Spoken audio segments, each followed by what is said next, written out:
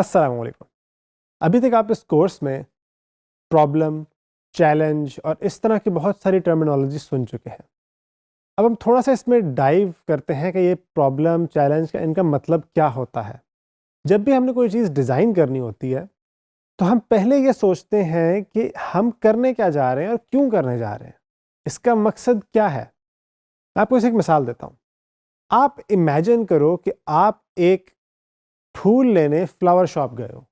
आप शॉप के अंदर एंटर हुए, तो एक सेल्समैन आपके पास आया और उसने आपसे पूछा कि आपको फ्लावर्स क्यों चाहिए? कोई इवेंट है? कोई शादी है? कोई वैलेंटाइन्स डे है? कोई एनिवर्सरी है? किसी की बर्थडे है? या वो आपको लाके बस फ्लावर पकड़ा देगा? इन दोनों में से कौन-सा सिनेरियो ज़्यादा लाइकली है? अमूमी तौर पे अगर वो अच्छा सेल्समैन होगा, तो पहले आके वो आपसे पूछेगा, आपको फ्लावर्स क्यों चाहिए? आपने किसको देने हैं? आपने अपनी वालदा को देने हैं, आपने अपनी बेगम को देने हैं, आपने किसी फैमिली मेंबर को देने हैं, किसी इवेंट पे देने हैं, शादी का इवेंट है, क्या है? क्योंकि वो आपकी प्रॉब्लम समझना चाह रहा है कि ये बंदा मेरे पास आया है, क्यों आया है? ये क्या चाह रहा है? ये कह देना कि हाँ, उसको फूल चाहिए, बहुत आसान सी बात है।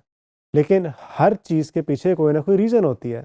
उस रीज़न को समझने का जो प्रोसेस है, उस प्रोसेस को हम कहते हैं कि हम प्रॉब्लम समझ रहे हैं, कि यूज़र हमारे पास क्यों आया है। जिस तरह ये एक फ़िज़िकल स्टोर में होता है, डिजिटली भी एग्ज़ैक्ट ऐसे ही होता है, कि जब यूज़र हमारे पास आए, तो हम सबसे पहले चाहेंगे कि ये समझें कि ये क्यों आया हमारे पास? इसे क्या चाहिए हमसे? इसकी प्रॉब्लम क्या है? ताकि हम उसको एड्रेस कर सकें। मसलन एज़ अ डिज़ाइनर आपको अमूमी तौर पे प्रॉब्लम्स दी जाती हैं कि आपने ये डिज़ाइन करना है, आपने वो डिज़ाइन करना है, या आपको इस तरह से कहा जाता है, जैसे आपके स्क्रीन में नज़र भी आ रहा होगा, कि यूज़र्स जो हैं वो हमारी ऐप डाउनलोड करते हैं लेकिन कुछ दिनों बाद छोड़ देते हैं, या यूज़र्स ने ये बताया कि हमारा डैशबोर्ड जो है बहुत कन्फ्यूजिंग है, लेकिन इससे आगे कुछ नहीं बताया, या कि हमारी वेबसाइट में ट्रैफ़िक तो बहुत आती है, यानी लोग बहुत वेबसाइट विज़िट करते हैं, लेकिन कोई ख़रीदता नहीं है। ये जो कन्वर्जन का लफ्ज़ है, इसका मतलब है कि वो एक विज़िटर से कस्टमर में कन्वर्ट हुआ है। तो हम इसमें से एक को एज़ अ एग्ज़ाम्पल लेते हैं। मसलन जो आखिरी वाली है, कि हमें हमारी वेबसाइट पे ट्रैफ़िक तो बहुत आती है, लेकिन कोई कस्टमर नहीं बन रहा, कोई कन्वर्ट नहीं हो रहा। इसको हम कैसे समझें? इसके पीछे प्रॉब्लम क्या हो सकती है? क्या इसका मतलब ये है कि मुझे उन्होंने ये बात कही और मैं पूरी वेबसाइट दोबारा से डिज़ाइन करना शुरू कर दूँ?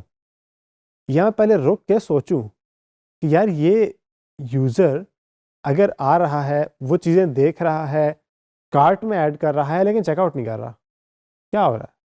क्या चेकआउट का बटन छोटा तो नहीं? क्या कोई बग तो नहीं? जब वो चेकआउट पर क्लिक करता है तो अगली स्क्रीन में क्या उसको दिखता है?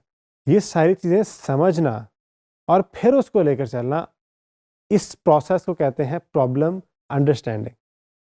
हम प्रॉब्लम समझ रहे हैं कि यूज़र चेकआउट क्यों नहीं कर रहा, और इसी प्रॉब्लम की बेस पर हमारा सॉल्यूशन मैयर भी होगा आगे जाके। हमने प्रॉब्लम को कितना अच्छा अंडरस्टैंड किया, उस अंडरस्टैंडिंग की बेस पर हमने कितना अच्छा सॉल्यूशन लेकर आए। जितनी अच्छी आपकी अंडरस्टैंडिंग होगी, आपका सॉल्यूशन भी उतना ही अच्छा होगा। अगर आपको पता है कि मेरा यूज़र जो है वो इसलिए नहीं आ रहा क्योंकि उसको बटन्स के अंदर टेक्स्ट बहुत छोटा लग रहा है, बहुत बारीक है। तो अब डिज़ाइन के लिहाज से आपने सिर्फ़ एक छोटा-सा चेंज किया, आपने बटन को थोड़ा-सा बड़ा कर दिया और टेक्स्ट थोड़ा मोटा कर दिया। इसका विजुअली कोई फ़र्क नहीं पड़ा, आपने कोई एस्थेटिक या कोई खूबसूरत चीज़ उसमें नहीं लेकर आए, छोटा-सा माइनर सा चेंज है, और इसकी बेस पर आपका पूरा फ्लो चेंज हो गया, और आपका जो सक्सेस का मैयर है कि क्या आपका डिज़ाइन सक्सेसफुल है या नहीं, वो भी आपकी इस प्रॉब्लम की अंडरस्टैंडिंग ही पे बेस करेगा। फॉर एग्ज़ाम्पल, आप कहते हो कि हमारी वेबसाइट पे ट्रैफ़िक तो आ रही है लेकिन कोई कन्वर्ट नहीं हो रहा। तो यहाँ पर आपको शुरू करना पड़ेगा सवाल पूछने से, कि आप दिखा सकते हैं कि यूज़र क्या जर्नी परफ़ॉर्म कर रहा है? यूज़र पहले कहाँ क्लिक कर रहा है? किस तरह के प्रोडक्ट्स देख रहा है? वो जब प्रोडक्ट देख रहा होता है तो वो ऐड टू कार्ट भी कर रहा है या सिर्फ़ देख के बंद कर रहा है? जो यूज़र्स आ रहे हैं, अब मसलन ऐसा भी हो सकता है कि आपके पास ट्रैफ़िक आ रही है कनाडा की, आपका बिजनेस है पाकिस्तान में, जब वो कनाडा से आ रही है ट्रैफिक तो वो डिफरेंट कंट्री से ख़रीदना प्रेफर नहीं करेगी क्योंकि उनको बिला वजह शिपिंग कॉस्ट पड़ेगी।